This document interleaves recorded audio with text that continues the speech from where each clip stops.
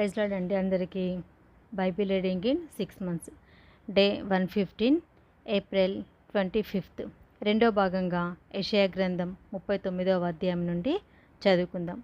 ఆ కాలమందు బబులోను రాజును బలదాను కుమారుడునైన మెరోదక్బదాను హిజ్కియా రోగి అయి బాగుపడిన సంగతి విని పత్రికలను కానుకను అతని ఎద్దకు పంపగా, హిజ్కియా దూతలు వచ్చిన మాట విని వారిని లోపలికి రప్పించి, తన ఇంటనేమి రాజ్యమందేమి కలిగిన సమస్త వస్తువులలో దేనిని మరుగు చేయక, తన పదార్థములు గల కొట్టును, వెండి బంగారములను, గంధవర్గములను, పరిమళ తైలమును, ఆయుధశాలను, తన పదార్థములలోనున్న సమస్తమును వారికి చూపించెను. పిమ్మట ప్రవక్త అయిన యెషయా రాజైన హిజ్కియా వద్దకు వచ్చి, ఆ మనుషులు ఏమనిరి? నీ యొద్దకు ఎక్కడి నుండి వచ్చిరి అని అడగగా, హిజ్కియా, బబులోను దూరదేశం నుండి వారు వచ్చి ఉన్నారని చెప్పెను. నీ ఇంట వారేమేమి చూచిరని అడగగా, హిజ్కియా, నా పదార్థములలో దేనిని మరుగు చేయక నా ఇంటనున్న సమస్తమును నేను వారికి చూపించి ఉన్నానెనను. అంతటా యెషయా హిజ్కియాతో ఇట్లనెను, యెహోవా సెలవిచ్చు మాట వినుము. రాబో దినములలో ఏమీయూ మిగలకుండా నీ ఇంటనున్న సమస్తమును నేటి వరకు నీ పితరులు సమకూర్చి దాచిపెట్టినది అంతయును బబులోను పట్టణమునకు ఎత్తుకొని పోవుదురని సైన్యములకు అధిపతియగు యెహోవా సెలవిచ్చుచున్నాడు. మరియు నీ గర్భమందు పుట్టిన నీ పుత్ర సంతును బబులోను రాజు నగరునందు నపుంసలుగా చేయుటకే వారు తీసుకొని పోవుదురు. అందుకు హిజ్కియా, నీవు తెలియచేసిన యెహోవా ఆజ్ఞ చొప్పున జరుగుట మేలే. నా దినములలో సమాధాన సత్యములు కలుగునుగాక అని యెషయాతో అనెను.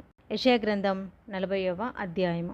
మీ దేవుడు సెలవిచ్చిన మాట ఏదనగా, నా జనులను ఓదార్చుడి, ఓదార్చుడి, యెరూషలేముతో ప్రేమగా మాటలాడుడి. ఆమె యుద్ధకాలము సమాప్తమాయెను, ఆమె దోషరుణము తీర్చబడెను. యెహోవా చేతి వలన ఆమె తన సమస్త పాపముల నిమిత్తము రెండింతలు పొందెనను సమాచారము ఆమెకు ప్రకటించుడి. ఆలకించుడి, అడవిలో ఒకడు ప్రకటించుచున్నాడు. ఎట్లనగా, అరణ్యంలో యెహోవాకు మార్గం సిద్ధపరచుడి, ఎడారిలో మా దేవుని రాజమార్గం సరళం చేయుడి. ప్రతి లోయను ఎత్తు చేయవలెను, ప్రతి పర్వతమును ప్రతి కొండను అణచవలెను. వంకరవి చక్కగాను కరుకైనవి సమముగాను ఉండవలెను. యెహోవా మహిమ బయలుపరచబడెను, ఒకడును తప్పకుండా సర్వశరీరులు దాన్ని చూచెదరు. ఈలావున జరుగునని యెహోవా సెలవిచ్చి ఉన్నాడు. ఆలకించుడి, ప్రకటించమని ఒకడు ఆజ్ఞ ఇచ్చుచున్నాడు. నేనేమని ప్రకటింతునని మరొకడు అడుగుచున్నాడు. సర్వశరీరులు గడ్డి అయి ఉన్నారు, వారి అందమంతయు అడవి పువ్వు వలె ఉన్నది. యెహోవా తన శ్వాసము దాని మీద ఊదగా గడ్డి ఎండును, పువ్వు వాడును. నిశ్చయముగా జనులు గడ్డి వంటి వారే. గడ్డి ఎండిపోవును, దాని పువ్వు వాడిపోవును. మన దేవుని వాక్యము నిత్యము నిల్చును. సియోను సువాత ప్రకటించుచున్నదానా, ఉన్నత పర్వతము ఎక్కుము. యెరూషలేము సువాత ప్రకటించుచున్నదానా, బలముగా ప్రకటించుము, భయపడగా ప్రకటింపుమి. ఇదిగో మీ దేవుడు అనే యూదా పట్టణమునకు ప్రకటించుము. ఇదిగో తన బాహువే తన పక్షమున ఏలుచుండగా ప్రభువగు యెహోవా తానే శక్తి సంపన్నుడై వచ్చును. ఆయన ఇచ్చు బహుమానం ఆయన యొద్దనున్నది. ఆయన చేయు ప్రతీకారము ఆయనకు ముందుగా నడుచుచున్నది. గొర్రెల కాపురి వల్ల ఆయన తన మందను మేపును. తన బాహువుతో గొర్రెపిల్లలను కూర్చుని రొమ్మున ఆనిచ్చుకొని మోయును. పాలిచ్చు వాటిని ఆయన మెల్లగా నడిపించును. తన పుడిసిటిలో జలములు కొలిచిన వాడెవడు? జేనతో ఆకాశముల కొల చూచిన వాడెవడు? భూమిలోనున్న మన్ను కొలపాత్రతో ఉంచిన వాడెవడు? త్రాసులో పర్వతములను తూచిన వాడెవడు? తూనిక చేత కొండలను తూచిన వాడెవడు? యెహోవా ఆత్మకు నేర్పిన వాడెవడు? ఆయనకు మంత్రి అయి ఆయనకు బోధపరిచిన వాడెవడు? ఎవని యొద్ద ఆయన ఆలోచన అడిగాను? ఆయనకు వివేకము కలుగజేసిన వాడెవడు? న్యాయ మార్గమును గూర్చి ఆయనకు నేర్పిన వాడెవడు? ఆయనకు జ్ఞానమును అభ్యసింపచేసిన వాడెవడు? ఆయనకు బుద్ధి మార్గము బోధించిన వాడెవడు? జనములు చేద నుండి జారు బిందువు వంటి వారు, జనులు త్రాసు మీది ధూళి వంటి వారు. ద్వీపములు గాలికి ఎగురుచున్న సూక్ష్మ రేణువు వలె ఉన్నవి.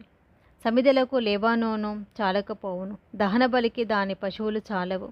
ఆయన దృష్టికి సమస్త జనులు లేనట్టుగానే ఉండును. ఆయన దృష్టికి అవి అభావముగాను శూన్యముగాను ఎంచబడును. కావున మీరు ఎవనితో దేవుణ్ణి పోల్చుదురు? ఏ రూపమును ఆయనకు సాటి చేయగలరు? విగ్రహమును చూడగా శిల్పి దానిని పోతపోయును, కంసాలి దానిని బంగారు రేకులతో పొదుగును, దానికి వెండి గొలుసులు చేయును. విలువగల దానిని అర్పింపజాలని నీరసుడు పుచ్చని మ్రాను ఏర్పరచుకొనును. కదలని విగ్రహమును స్థాపించుటకు నేర్పుగల పనివాని వెదికి పిలుచుకొనును. మీకు తెలియదా? మీరు వినలేదా? మొదటి నుండి ఎవరునూ మీతో చెప్పలేదా? భూమిని స్థాపించుటను బట్టి మీరు దాన్ని గ్రహింపలేదా? ఆయన భూమండలం మీద ఆసీనుడై ఉన్నాడు. దాని నివాసులు మిడతవలె కనబడుచున్నారు. ఒకడు తెరను విప్పినట్లు ఆయన ఆకాశ వైశాల్యమును వ్యాపింపచేసెను. ఒకడు గుడారము వేసినట్లు ఆయన దాని నివాస స్థలముగా ఏర్పరచెను. రాజులను ఆయన లేకుండా చేయును. భూమి యొక్క న్యాయాధిపతులను మాయాస్వరూపులుగా చేయును. వారు నాటబడగానే విత్తబడగానే వారి మొదలు భూమిలో వేరు తన్నక మునిపే ఆయన వారి మీద ఊదగా వారు వాడిపోవుదురు. సుడిగాలి పొట్టును ఎగరగొట్టునట్లు ఆయన వారిని ఎగరగొట్టును. నీవు ఇతనితో సమానుడవని మీరు నన్నెవరికి సాటి చేయుదురు అని పరిశుద్ధుడు అడుగుచున్నాడు. మీ కన్నులు పైకెత్తి చూడుడి. వీటిని ఎవరు సృజించెను? వీటి లెక్క చొప్పున వీటి సమూహములను బయలుదేరజేసి వీటన్నిటికీ పేర్లు పెట్టి పిలిచినవాడే కదా. తన అధిక శక్తి చేతను తనకు కలిగి ఉన్న బలాతిశయము చేతను ఆయన ఒక్కటి ఆయనను విడిచిపెట్టడు. యాకోబు, నా మార్గము యెహోవాకు మరుగే ఉన్నది, నా న్యాయము నా దేవుని దృష్టికి కనబడలేదు అని నీవేలా అనుచున్నావు? ఇశ్రాయేలు, నీవేలా ఇలాగు చెప్పుచున్నావు? నీకు తెలియదా? నీవు వినలేదా? బుద్ధిగంతములను సృజించిన యెహోవా నిత్యుడగు దేవుడు. ఆయన సొమ్మసిల్లడు, అలయడు. ఆయన జ్ఞానమును శోధించుట అసాధ్యము. సొమ్మసిల్లిన వారికి బలమిచ్చువాడు ఆయనే. శక్తిహీనులకు బలాభివృద్ధి కలగచేవాడు ఆయనే. బాలురు సొమ్మసిల్లుదురు, అలయుదురు. యవనస్తులు తప్పక త్రొట్టిలెదురు. యెహోవా కొరకు ఎదురుచూచి వారు నూతన బలం పొందుదురు. వారు పక్షిరాజు వలె రెక్కలు చాపి పైకి ఎగురుదురు. అలయక పరిగెత్తుదురు, సొమ్మసిల్లక నడిచిపోవుదురు. యెషయా గ్రంథం 41వ అధ్యాయము. ద్వీపములారా, నా ఎదుట మౌనంగా ఉండుడి. జనములారా, నూతన బలము పొందుడి. వారు నా సన్నిధికి వచ్చి మాట్లాడవలెను. వ్యాజ్యము తీర్చుకొనుటకు మనము కూడుకొందము రండి. తన ప్రవర్తన అంతటిలో నీతిని జరిగించువానిని తూర్పు నుండి లేపి పిలిచినవాడెవడు? ఆయన అతనికి జనములను అప్పగించుచున్నాడు, రాజులను లోబర్చుచున్నాడు. ధూళివలె వారిని అతని ఖడ్గమునకు అప్పగించుచున్నాడు. ఎగిరిపోవు పొట్టువలె అతని వింటిని వారికి అప్పగించుచున్నాడు. అతడు వారిని తరుముచున్నాడు. తాను ఇంతకు ముందు వెళ్ళని త్రోవనే సురక్షితముగా దాటిపోచున్నాడు. ఎవడు దీనిని ఆలోచించి జరిగించెను? ఆది నుండి మానవ వంశములను పిలిచిన వాడనైన యెహోవానగు నేనే. నేను మొదటివాడను, కడపటి వారితోనూ ఉండువాడను. ద్వీపములు చూచి దిగులు పడుచున్నవి, భూదిగంతములు వణుకుచున్నవి. జనులు వచ్చి చేరుచున్నారు. వారు ఒకరినొకడు సహాయం చేసుకొందురు. ధైర్యము వహించుమని ఒకనితోనొకడు చెప్పుకొందురు. అతుకుటను గూర్చి అది బాగుగా ఉన్నదని చెప్పి శిల్పి కంసాలిని ప్రోత్సాహపరచును. సుత్తెతో నునుపు చేయవాడు దాగలి మీద కొట్టువానిని ప్రోత్సాహపరచును. విగ్రహములు కదలకుండా పనివాడు మేకులతో దాన్ని బిగించును. నా సేవకుడైన ఇశ్రాయేలు, నేను ఏర్పరచుకున్న యాకోబు, నా స్నేహితుడైన అబ్రహాం సంతానమా, భూదిగంతముల నుండి నేను పట్టుకొని దాని కొనల నుండి పిలుచుకొనిన వాడా, నీవు నా దాసుడవనియు నేను నిన్ను ఉపేక్షింపక ఏర్పరచుకుంటుననియు నేను నీతో చెప్పి ఉన్నాను. నీకు తోడై ఉన్నాను, భయపడకము. నేను నీ దేవుడనై ఉన్నాను, దిగులు పడకము. నేను నిన్ను బలపరుతును, నీకు సహాయం చేయవాడను నేనే. నీతి అయిన నా దక్షిణ హస్తంతో నిన్ను ఆదుకొందును. నీ మీద కోపపడిన వారందరూ సిగ్గుపడి విస్మయం పొందెదరు. నీతో వాదించేవారు మాయమై నశించిపోదురు. నీతో కలహించు వారిని నీవు వెతుకుదువు, కానీ వారిని కనుగొనలేకపోదు. నీతో యుద్ధం చేయవారు మాయమైపోదురు, అభావులగుదురు. నీ దేవుడనైన యెహోవానగు నేను, భయపడకము.